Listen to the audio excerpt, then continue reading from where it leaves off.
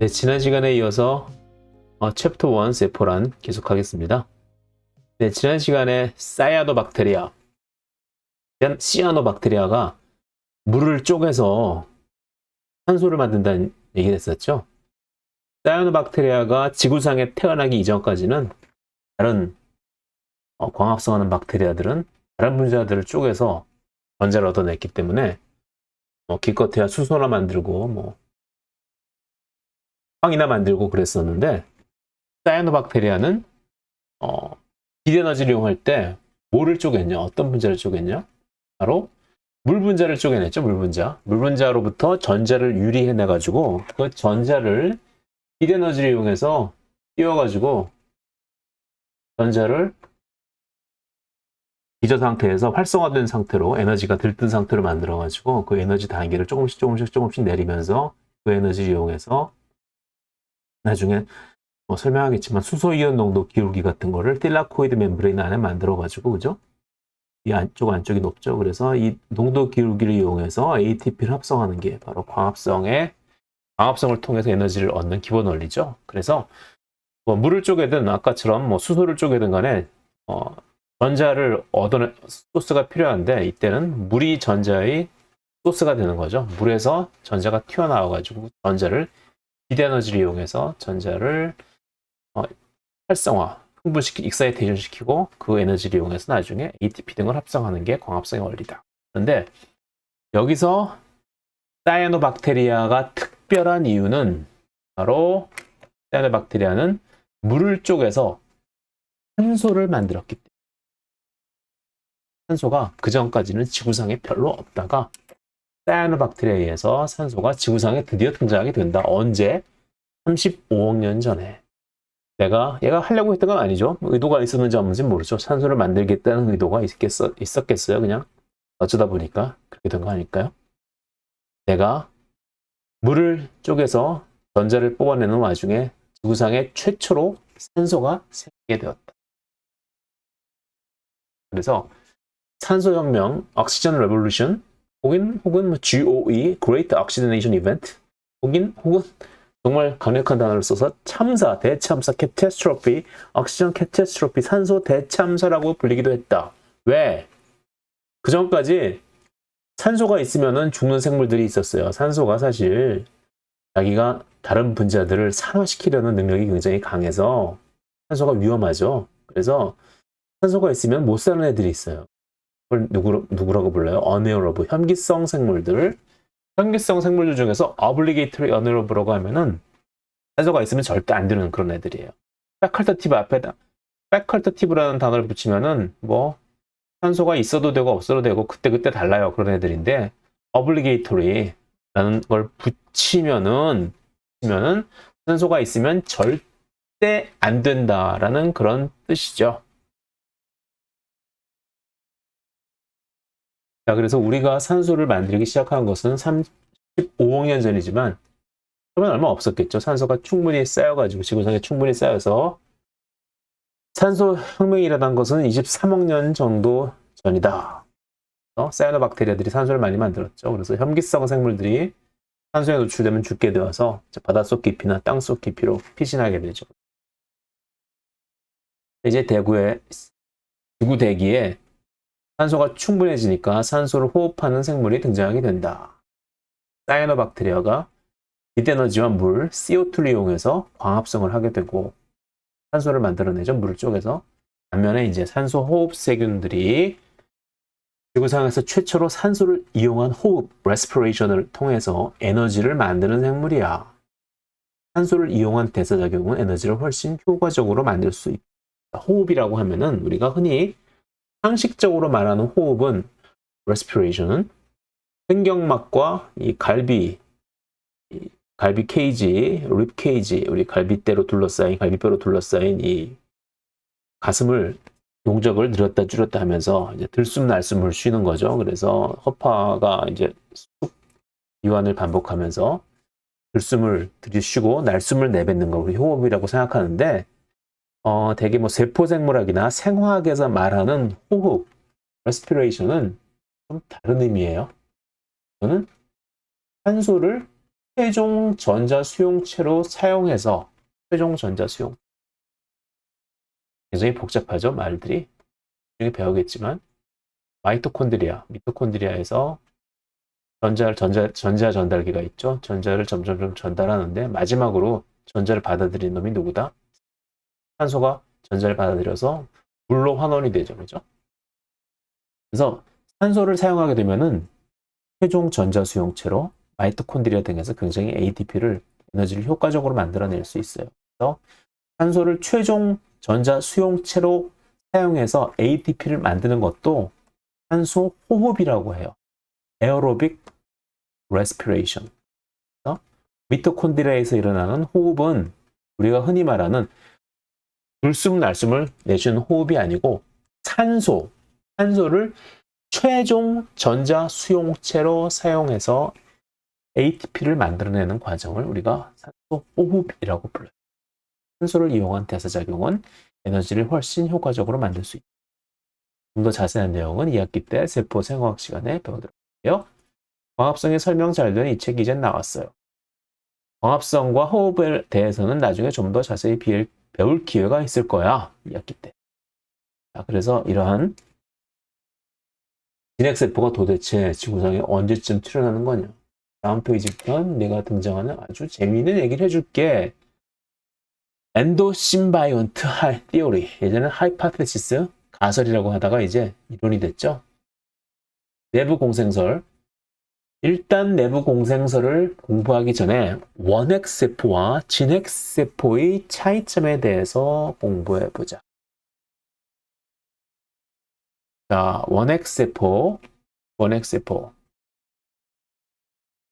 원핵세포는 세포 핵이 없고 흑단이 뭉쳐있는 부분인 누클레오이드가 존재한다. 뒤에다가 우리가 오이드라는 걸 붙이면 뭐하고 비슷한 거죠? 휴마노이드, 사람하고 비슷한 것들, 안드로이드도 역시 사람하고 비슷한 거죠. 바이로이드, 바이러스하고 비슷한 애들, 누클레오이드, 핵이랑 비슷한 거, 핵이라고 차 맞춰줄 수는 없으니까 왜? 핵이라고 얘기하려면 나중에 배우겠지만 핵막이 있어야 하는데 핵막이 없죠. 그냥 이 박테리아의 세포질 한쪽 구석에 이렇게 DNA가 뭉쳐있다. 그래서 얘를 누클레오이드라고 부른다. 그리고 원핵세포, 박테리아는 핵을 비롯한 핵도 물론 없고 기타 세포 내 소기관, 흔히들 우리가 알고 있는 소포체, 마이토콘드리아, 골지체 이런 것들이 없다. 반면에 진핵세포는 뚜렷한 핵 누클레우스가 있고 세포 내 소기관, 오르가넬들이 많이 있다. 이게 진핵세포와 원핵세포의 차이점이다. 진핵세포인 내 몸 안을 들여다보면 많은 세포 내 소기관들이 보이지 그 중에서도 이렇게 생긴 우리나라 말로는 미토콘드리아, 영어로는 마이토콘드리아들이 원래는 세포 밖에서 살던 원핵세포, 즉 박테리아였는데 최초의 진핵세포 내부로 들어와서 공생하기 시작하였다는 것이 내부 공생설, 엔도심바이온트 티오리이다. 나는 진핵세포 중에서도 식물세포야. 식물세포.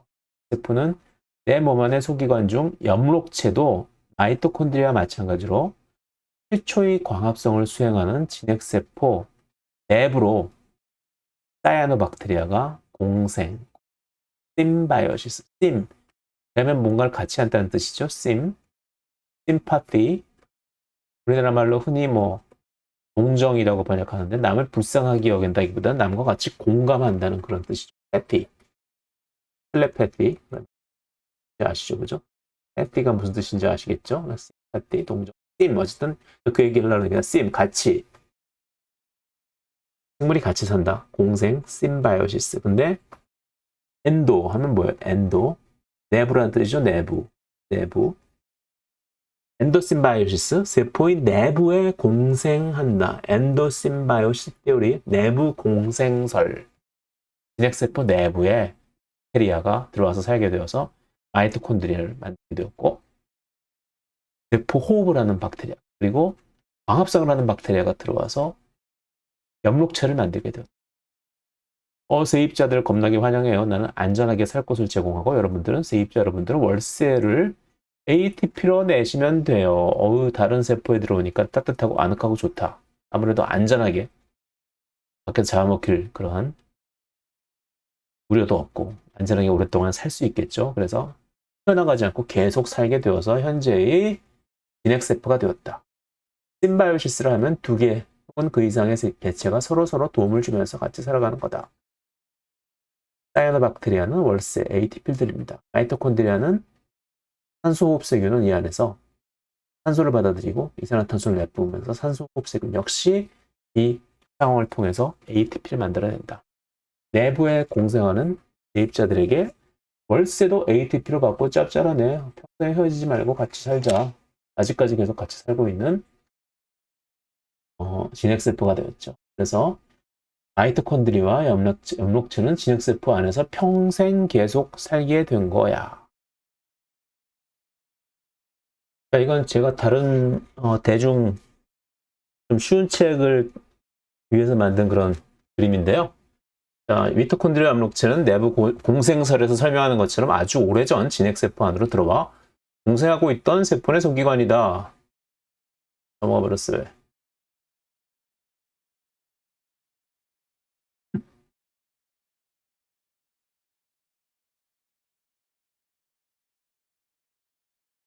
너 도대체 언제부터 거기 들어와 있던 거니? 네가 세포 분열로 만들기 전 훨씬 이전부터 들어와 있었다. 그럼 지금부터 옛날 이야기를 해보자. 지구상에 단세포 원핵생물만 있다는 아주 오래전에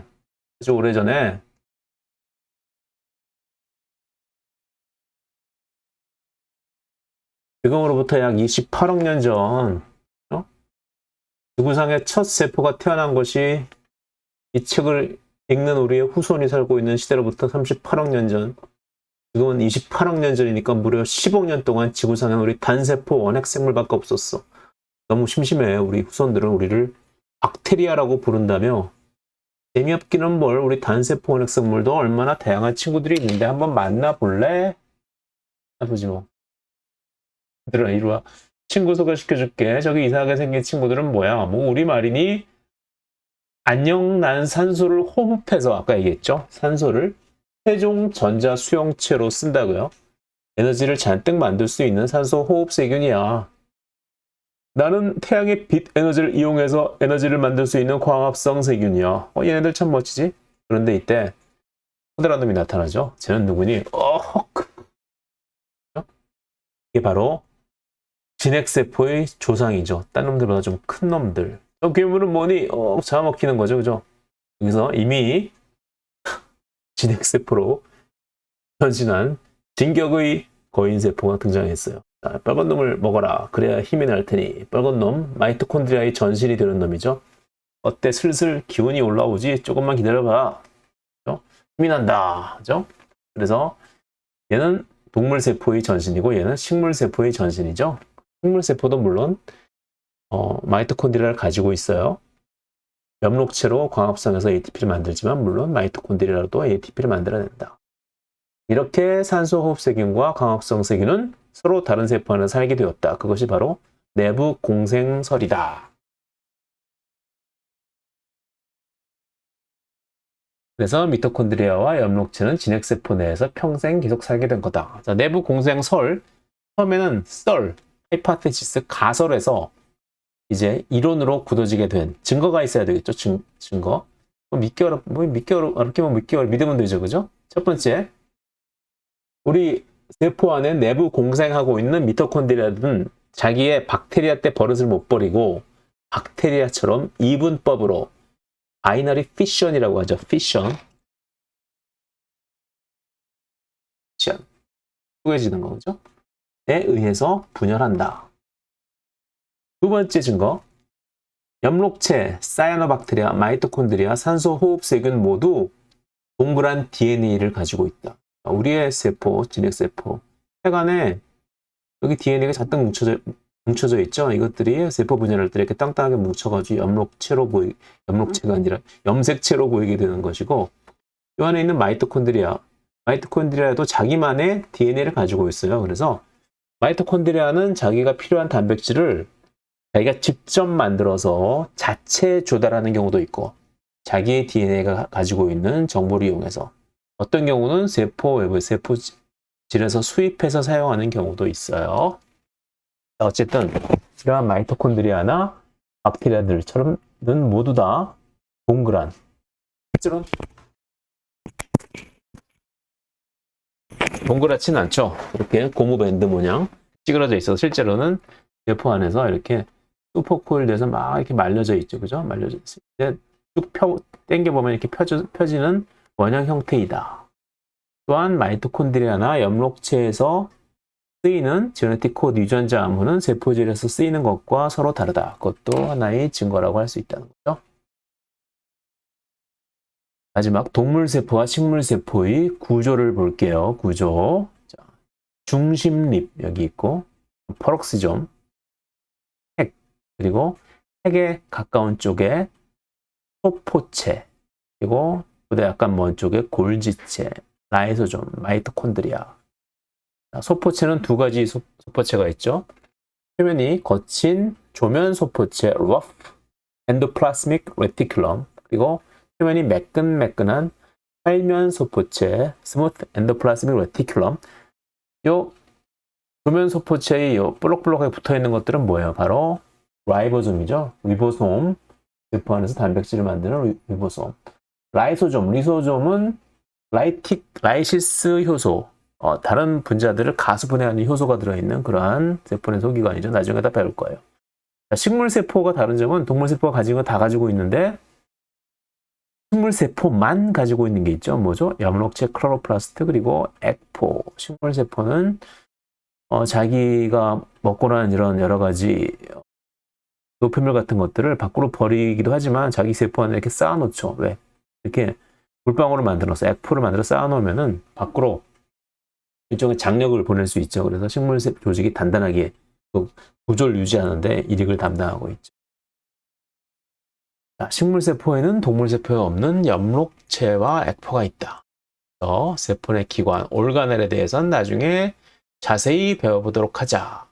자, 연습 문제 보시면은 이 세 책에는 그동안 10몇 년 동안 썼던 연습 문제를 모두 다 제가 넣어놨어요. 그러니까 공부하실 분들은 시험 공부하실 분들은 이용하시면 좋을 것 같아요. 자, 2장 세포의 성분 들어가도록 할게요. 세포의 성분. 세포의 성분. 자, 탄소 가장 중요한 유기분자를 만드는 원소죠. 물, 탄수화물과 다당류부터 지질, 단백질, 핵산 이렇게 진도를 나가도록 할게요. 자, 탄소. 이번 장에서는 세포를 이루는 구성 성분, 즉 세포를 이루는 분자, 몰레큘에 대해서 알아보아요. 나는 카본, 탄소, 원자 번호 6, 질량 12, 유기화학이라고 들어보셨나요? 유기화학. 프로. 탄소가 포함된 화합물을 다루는 화학의 분야를 유기화학이라고 한다. 자, 화학과에 보면 전공이 유기화학, 무기화학, 물리화학, 분석화학, 그리고 뭐 생화학 등이 있죠. 생화학도 사실 저희 생명과학자 입장에서는 생물체 분자들의 유기화학이다. Organic chemistry of the biomolecules죠. 생물체 분자들을 다루는 유기화학이 일종의 생화학이라고 할 수 있죠. 자, 그래 나 탄소가 등장하실 때가 됐구나. 얘네들은 다 유기분자. 삼탄당이죠, 얘네들. 생체 분자를 이루는데 탄소처럼 중요한 원자는 없지. 이유가 무엇인지 살펴볼까? 탄소는 원자과 밸런스가 4야. 즉, 바깥쪽 전자 궤도, 최외각 전자 궤도에 전자가 4개 있다는 뜻이지. 완전히 안정화되려면 8개의 전자가 필요하니까 옥텟 띠오리라고 하시죠. 최외각 전자의 맨 안쪽 껍질 말고 바깥쪽 껍질들은 8개가 되어야지 안정화된다. 그러니까 4개니까 4개의 전자가 더 필요하다. 그래서 다른 원자와 한 쌍의 전자를 공유하는 공유결합을 4개 할 수 있기 때문에 결합탈이 4개이다. 다 아시죠? 무슨 소리인지 모르기는 몰라요. 탄소 원자를 그릴 때 이렇게 그리기도 하죠. 점이 바로 최외각 전자 궤도에 혼자 있는 전자야. 얘는 혼자 있으면 너무 외로워서 짝을 찾아야지만 안정돼. 나 산소는 혼자 있는 전자 2개, 그래서 결합할도 2개야. 혼자 있는 전자 2개. 쌍을 이룬 전자는 그리지 않았어요. 그래서 혼자 있는 전자만 이렇게 결합할 짝대기로 그린 거죠. 수소이온은 어떨까요? 수소이온은 혼자 있는 전자가 하나밖에 없죠. 양성자 하나, 전자 하나. 결합할은 하나뿐. 그러면 가장 간단한 유기분자 중에 하나인 메테인, 메탄의 구조를 알아볼까? 요즘 메탄에서 메테인으로 바뀌었죠. 여기가 어쨌든 메탄 좀 더 입에 착착 감기는 것 같다. 메탄은 탄소 원자 1개와 수소 원자 4개가 결합된 형태다. 이렇게 그릴 수 있다는 거죠. 점 2개는 탄소와 수소가 서로 공유하고 있는 한 쌍의 전자를 이야기하는 거죠. 이렇게 점으로 그릴 수도 있고 짝대기, 막대기, 짝대기 좀 표현이 좀 그런데 한 쌍은 전자 한 쌍을 의미한다. 자, 내가 바로 메테인의 메탄의 모델이야. 다른 사람들은 공과 막대기, 작대기 모델, 볼앤스틱 모델이라고도 하는데 막대기 하나가 한 쌍, 즉 2개의 전자를 의미한다. 여러분 공과 막대기 조립놀이로 어린 시절 놀아본 기억이 있나요? 저는 기억이 있어요. 하지만 요즘은 아마 그것보다 업그레이드 돼서 저런 거 안 가지고 놀고 어렸을 때부터 레고의 유아 버전인 듀플로 그런 거 가지고 놀아서 이런 형태를 가지고 놀아보신 기억이 없는 분들이 있을 텐데 아마 옛날 사람들은 이런 거 가지고 노셨던 기억이 있을 거예요. 어쨌든 다양한 분자 모형을 만들려면 결합팔이 4개인 원자가 있는 게 유리하겠죠. 얘는 뭘 만들었을까? 까만 거는 탄소인 것 같고 하얀 거는 수소인 것 같고 빨간 건 산소인 것 같은데 H5OH 에탄올을 만들었네요. 뭐 미성년자가 무슨 에탄올을 만들고 있어, 그죠? 나는 탄소와 수소, 산소 사이에 한 쌍의 전자만을 공유하고 있지. 여기 보시면 여기도 한 쌍, 한 쌍, 한 쌍. 이런 공유 결합을 단일 결합. 단일 한 쌍의 전자만 공유하고 있기 때문에 단일 결합, 싱글 번드라고 하고. 조금 보지 마세요. 부적절하니까. 나는 탄소와 산소 사이에 2쌍의 전자를 각각 공유하고 있어. 이러한 공유 결합을 이중 결합, 더블 번드라고 한다. 보시면 4개가 있죠. 4개, 2쌍. 작대기 2개로 그린다. 저희는 우리 식물세포가 오매불망하는 이산화탄소. 단일 결합, 이중 결합이 있으면 3중 결합도 있겠지. 나는 사이안화수소, 시안화수소, 탄소와 질소 사이에 3쌍의 전자를 공유한 3중 결합을 가지고 있다. 그죠? 사이안화수소 무지무지한 독극물이죠. 사이아나이드, 그죠? 아몬드 냄새가 나는데 유전적 소인으로 냄새를 못 맡는 사람도 있다. 탄소가 결합할, 즉 원자값, 밸런스가 4개라서 다양한 결합이 가능하여서 생체 분자를 만드는데 중요한 원자로 쓰였다면 같은 주기율표에서 14족 탄소족인 실리콘, 규소, 절마늄, 게르마늄 등은 왜 자연에 의해 선택받지 못했을까? 똑같은 결합할 4개인데 왜 얘네들은 안 사용되었을까? 이것에 대해서 뭐 구글 검색을 하거나 네이버 검색, 코라 검색 등을 하면 많은 의견들이 나와요. 그 중에 하나 한번 공부해 보세요. 생각을 한번 해보세요. 자, 결합 에너지에 대해서 공부해 볼까요? 결합 에너지 일단 정의를 하고 지나가야 돼요. 결합 에너지. 결합 에너지는 1몰. 1몰이란 아보가드로 수만큼이죠. 6.02 혹은 6. 그러니까 6으로 하죠. 6 곱하기 10의 23승계의 원자 간의 결합이 깨어질 때 나오는 에너지를 뜻해. 그래서 1몰. 이 깨어질 때 나오는 에너지니까 분모에서 몰로 나눠주는 거죠. 에너지의 단위는 칼로리 혹은 줄, 킬로칼로리 혹은 킬로줄, 1000칼로리 혹은 1000줄을 쓴다. 이러한 결합 6 곱하기 10의 23승계 말이지.